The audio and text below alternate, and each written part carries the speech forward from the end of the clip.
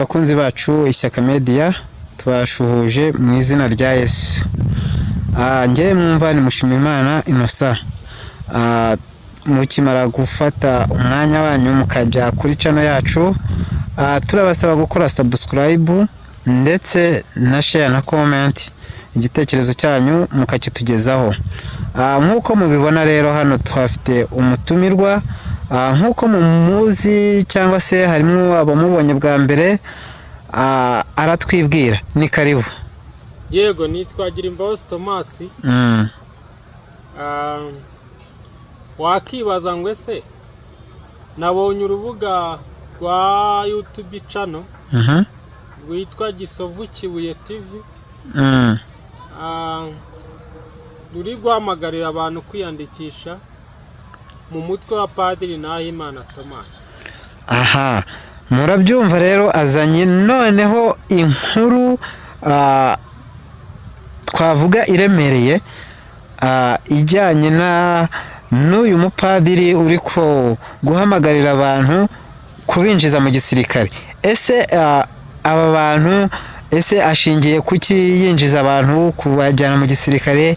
Ese yitwaje iki? Ese ntaho byaba bihuriye n'ibi bintu biri kuba? Padiri Nahimana Thomas namubonye muri iki cyumweru, uyu munsi turi kuwa gatanu. Yes. Iki cyumweru kuva nko kuwa gatandatu w'icyashize kugeza uyu munsi, ari mu myigaragambyo Washington DC. Yes. Yari ari mu myigaragambyo ngo ari guharabika leta y'u Rwanda, avuga yuko ngo ari umuvumo, ngo iyi manda. Yego. Ese mu by'ukuri aya makuru birimo biravugwa ko arimo ahamagarira abantu kujya mu gisirikare, yibanze cyane ku bashinzwe umutekano mu mudugudu ndetse no mu tugari. Yego, naramubonye rero yanashyizeho minisiteri. Arangije jewe naribajije ko bari kuzenguruka Washington DC bari mu biki. Ndangije rero ngo mbona yashyizeho minisiteri. Ndangije ngo mbona ari kuri Gisovu nyine Kibuye. Mbona ngo ari iyo niyo channel, mbona ngo ari guhamagarira abantu kujya mu gisirikare kiwe. Yego. Aravuga ngo uze gusiga nimero, sinzi ukuntu bavugana. Wenda niba mugiraho muhurira ntabwo mbisi. Urumva niba avuga ngo usige nimero nawe ukayisiga, byanga bikundi yagiye muri comment arayifata akaguhamagara mugapanga. Noneho narindi kwibaza se Padiri Nahimana n'ubundi yego na guverinoma, niba afite guverinoma korera mu buhungiro, nta guverinoma itagira igisirikare. Ibyo nibiba. Ariko se arishuwa neza yuko abari guhamagara hatarimwe na manera? Ahubwo se tugarutse inyuma gatoya, izi nkeragutabara arimo ahamagara, ntiharimo bamwe twita abademobe bavuye mu gisirikare, akaba ari kugenda abiyegereza, kuko urumva byanga bikunda bazi imva n'imvano y'intambara, imisozi runaka aho ibintu biba bikomeye, aho biba byoroshye, baba bazi kurasa. Mbese muri makeya intambara baba bayizi neza. Genda tekereza nahamagara abantu abanyagihugu ngo bagiye mu mutwe we, leta nayo izoherezamwe maneko. Noneho sinzi uko bizagenda, niba bizaba Gatogo, niba bizagenda ute simbizi. Hanyuma rero Padiri Nahimana shingiye ukuntu namubonye imbaraga nabonye afite, ashobora kuba ashyigikiwe n'ibihugu by'amahanga. Ariko se nibaza ko u Rwanda nabwo rushyigikiwe na Amerika, ko hari amakuru nubwo ko bivugwa yuko ngo Amerika ishobora kuba igiye kubaka ibitwaro bya kirimbuzi mu Rwanda. Rero ariko bari abazungu n'indyarya bariya ntabwo bajya bakwereka ko mutari kumwe. Yes. Bakwereka ko muri kumwe ariko bari no kugutanga. N'indyarya ziteye ubwoba. Rero uyu munsi wa none i Rwanda muri Angola hari ibiganiro biri guhuza u Rwanda na Congo. Yego. Iyo urebye ukuntu bari kugenda basa n'abakwepamo gake u Rwanda bakagarukamo gake bakanarukwepa, ukabona abazungu ni indyarya zitereya. Ariko se tukiri aho ngaho kuri aba bagabo bari kujya muri uyu mutwe wa padiri, ese nta hantu byaba bihuriye n'iriya mitwe iri muri Congo ya M23? M23 na abanyarwanda bavuga ururimi ngo rw'ikinyarwanda babanje kuvuga ngo na abatutsi, nyuma yabo bavuga yuko ari abanyarwanda bavuga ururimi rw'ikinyarwanda. Iri guhangana n'abakongomani n'abatumvikana na Tshisekedi bakaza muri M23. Noneho M23 nta ihuriye na Padiri Nahimana, ahubwo nigeze kumva amakuru yuko Padiri Nahimana Thomas ashobora kuba yaragiye kubonana na Tshisekedi. Ayo makuru nigeze hanyuma ayo makuru niba ushobora kuba warayumvise neza. Nayasomye kuri Rwanda Tribune, ntabwo ndi kwibuka igihe ariko narayasomye. Yuko nanuza Padiri Nahimana Thomas yagiye kureba Tshisekedi. Cyagiye Tshisekedi yaragira ngo yamamaza avuga ngo arashaka gutera u Rwanda. Padiri Nahimana Thomas yagiye kureba Tshisekedi. Ahubwo ikintu ndi gutekereza, FRN ishobora kuba yarihuje na kwa Padiri Nahimana Thomas, ikihuza na FDLR. Iriya mitwe iri hanze ikihuza. Noneho impamvu ari kugira imbaraga akaba ari kumwe na Rusesabagina.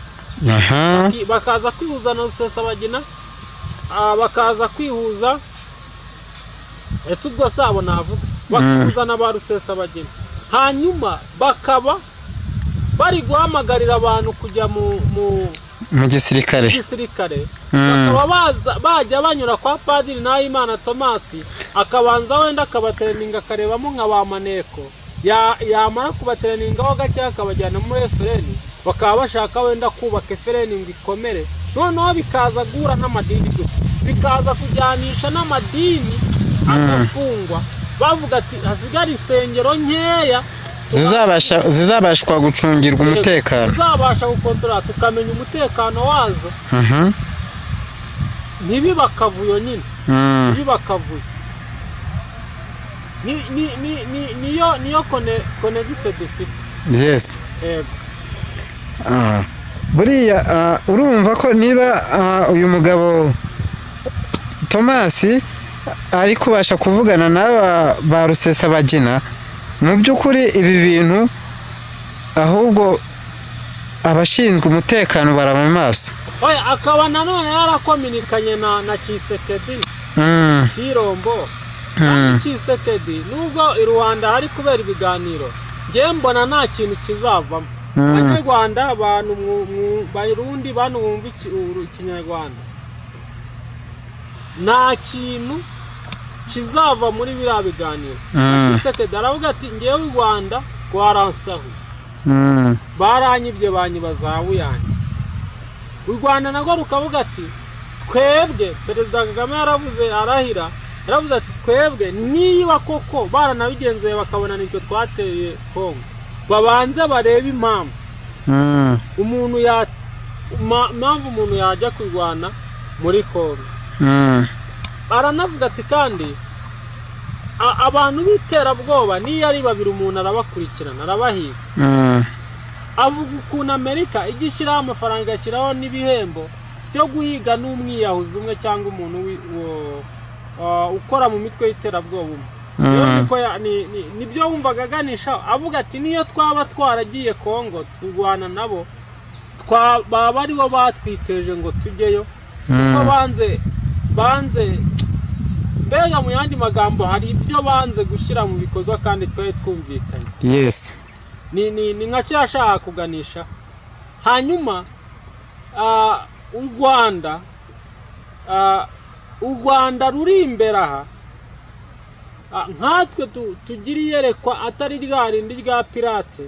U Rwanda ruri imbere aha rurasaba ngo umuntu wese agira ati navuga ngo yicunge asenge agira ati arasengera hese ko insengero zashize niba zirimbuye niba hari aho yajyaga ajya kwihisha akavuga ati reka mvugane n'Imana akaba yavuga ati ahangaha kubera ko nsenga ninkora iki ngiki ndaba nkoze icyaha Imana irandeba nabi none akaba atakiri kubona aho asengera ubutayu bakaba babufunze. Urumva uyu muntu niyumva ko aha hantu muri uyu mutwe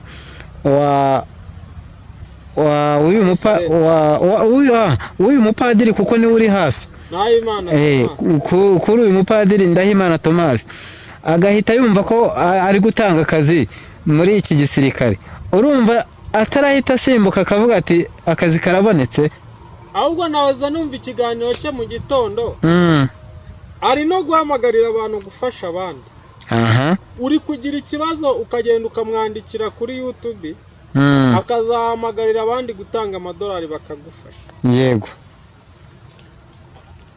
rero icyo navugaho kandi nabonye hari n'undi muntu ngo witwa Habyarimana ngo wafunguye cano ngo wahoze ngo ari general. Rero ngiye ikintu nababwira banyarwanda muri mu gihugu cy'u Rwanda, ejo bundi bahamagaye urubyiruko ngo rujye mu Nkeragutabara. Ujye mu Nkeragutabara, umuntu ufite akazi ajye mu Nkeragutabara.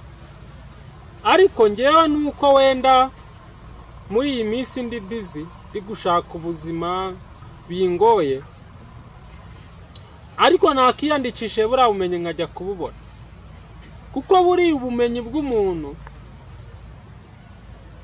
ashobora kutabukoresha uyu munsi ariko akabukoresha n'ejo. Kugenda ukiga imbunda nta cyaha kirimo, ariko umuntu kwigisha imbunda ntazagukure mu biri mu mutima wawe. Hari ukuntu nyine impamvu uvuze ngo wenda umuntu ashobora kunyumva, umuntu kwigisha imbunda ntazakure mu biri mu mutima wawe, ahubwo azakwigisha ubumenyi bufata. Yego. Hanyuma leta nari nzi ku rwego rw'Inkeragutabara ari abantu bavuye mu gisirikare,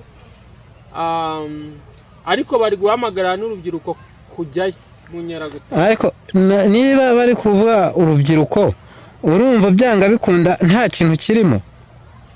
Nanjye ni gutekereza Gisovu Kibuye TV hariya ni hafi ya Nyungwe. Ni hafi ya Nyungwe, ni mu ishyamba, ni ku kiyaga. Ni gute uyu muntu yaba ari ku mazi ari ku ishyamba akabura gushinga uyu mutwe? Ahubwo abantu bacunga umutekano batubere maso bakurikirane uyu mutwe. Gisovu Kibuye TV kumva iri kwinjiza, ariko na leta y'u Rwanda nayo iri kwinjiza, kuko byanga bikunda. Urumva aba bantu niba ari kuvuga ngo urubyiruko nimuze baha akazi, hakaba noneho habonetse urubyiruko ruri hejuru y'ibihumbi 5 rwari rwihishe mu nsengero, tayari bagiye kujya hehe? Mu nyeshyamba. Oya, ibihumbi 10 by'abapasiteri bafite n'abana n'umuryango bafungiye insengero. Ubwo urumva rero firi ya mbere ni hehe? Ni mu ishyamba. Kandi ubwo ngubwo niba bageze mu ishyamba, mwitegura ikigiye kuba, kuko ikigiye kuba muragifatisha abiri. Reka maze nkubwire, u Rwanda ruhagaze mu buhanuzi butuvuga. Yego hari n'ubuhanuzi bw'ibinyoma. Ariko u Rwanda ruhagaze mu buhanuzi bw'ukuri. Niho ruhagaze. Yego. Twigarukire ku bukungu ntaza gusoza tutabivuzeho. Ibintu by'imiceri yaboze. Ziriya toni bari barashyize hanze barabuze aho bazibika zikabora. Bazizanye mu banyeshuri. None se uwo muceri waboze ukwiye kurya abanyeshuri. Abana bacu dukunda nibo bakwiriye kurya umuceri waboze. Aho hantu rero reka tuhatindeho kabisa. Reka aho hantu tuhatindeho. Abashinzwe imirire cyangwa se abantu bashinzwe kugemurira ibigo ahantu bahitondere, kuko mu by'ukuri abanyeshuri bageze mu gihe cyo kwiga, ariko ntabwo ari babandi bo kurya bimwe byapfuye. Banze kuzibika toni zigera muri 50, niba ari mu toni zigera mu bihumbi. Banga kuzibika uriya muceri ngewe ibintu ndabizi. Umunsi wa none umuturage bamutegeka guhinga igihingwa kimwe. Barangiza bakamubuza no gukuraho ikirongwa kiryo. Bakavuga ngo usarurira kuri depo. Yego. Umuturage akongera akajya guhaha wa muceri bamujije kurya, umuceri wikubye kabiri. Akemera ibyo akabyihangana. Noneho agene ko umuceri bavuye mu gishanga kaza kunyagirwa kandi afite inzu. Niba ku gasozi habaye hatoya, iyo uwo muturage bamubwira ati umuceri nta soko tuwufitiye, zara umuceri ujyane mu nzu iwawe uwurye. Ubundi nta kindi kintu bazana kizima usibye amavuta. Umva ubugome bw'abantu ariko mwumva ubugome. Ufashe umuturage uramubwiye ngo ntujyeho n'inusu kuri ibi bintu. Urangije ugiye kubinyangiriza hanze biraboze. Nurangiza wumve ubugome bw'abantu. Nurangiza ariko mana yanjye abantu bazagerayo kurengana. Nurangiza wa muceri uwushyira abantu waraboze. Warananiwe kuba hari muzima. Abana bacu dukunda kohereza ku mashuri dukunze, abana bacu beza badafite n'imirire mibi, dukora uko dushoboye kugira ngo batagira imirire mibi. Nibo bazajya kurya ibiryo byaboze bitari byarabuze ababirya bisarura.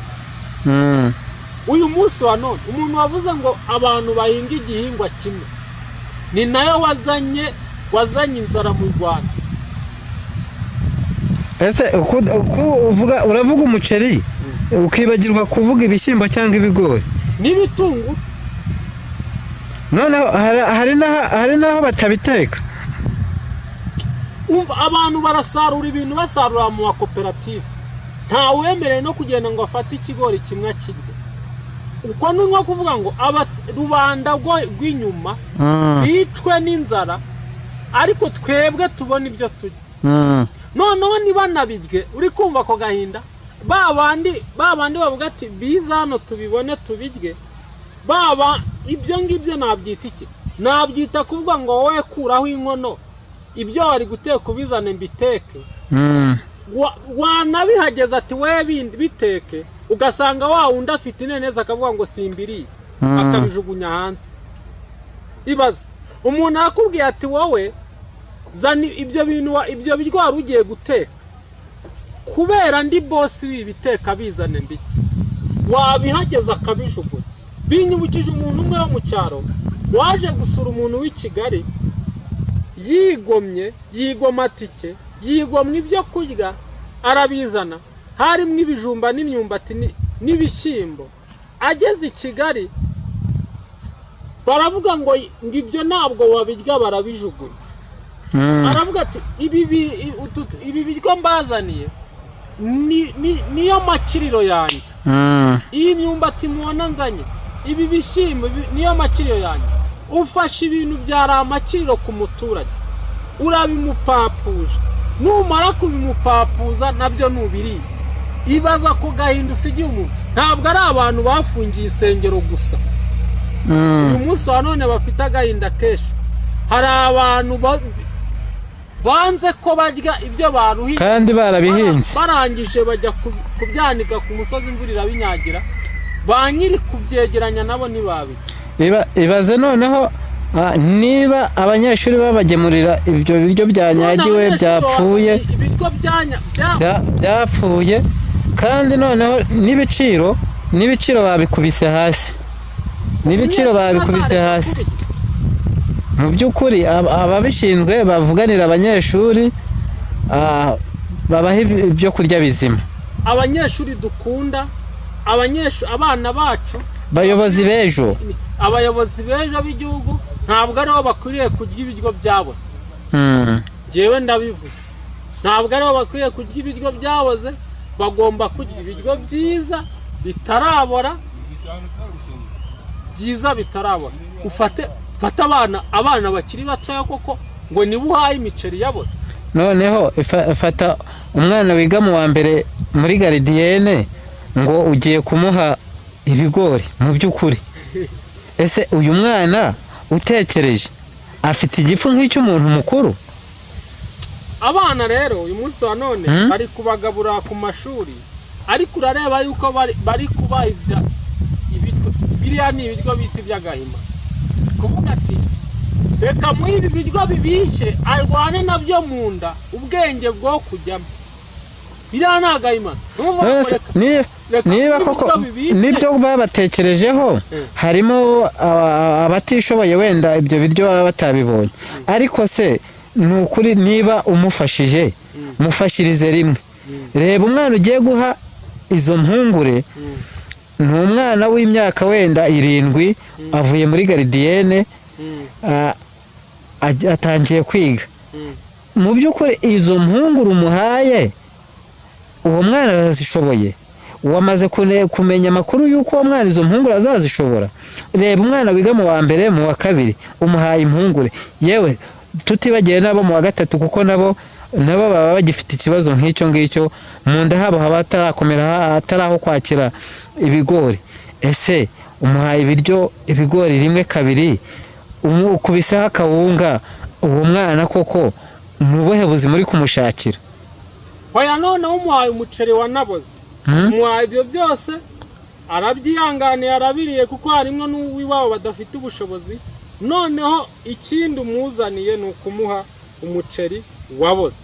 Ibaze umuceri waboze, umwana wawe wowe uri kunyumva uvuga ngo ni kuvuga ngo ibintu bitari byo, baramutse usanze bari kumuha ibiryo byaboze byatakaye muri mondisi, banyagije byabuze kigugu, wabyifata. Ubu noneho ushobora gusanga hari ibyo mu gihembwe cyashize mu bihembwe byashize wasanga bikiri mu masitoke. Ibyo birindiriye bahe abanyeshuri bagiye kuza muri uku kwa cyenda. Biriya biryo nta mwana w'umuyobozi ubirya, nta mwana wa meya ubiryaho, nta mwana wa minisitiri ubiryaho, nta mwana wa gitifu ubiryaho. Biriya biryo n'ubundi ni ibiryo birya n'ubundi abana b'abantu bo hasi baciriritse. Wikirirwa rero ugira uvuga ngo barabirya, ahubwo igihe kizagera nabyo babibura. Ni nko kuvuga ati nabyo barabibonye.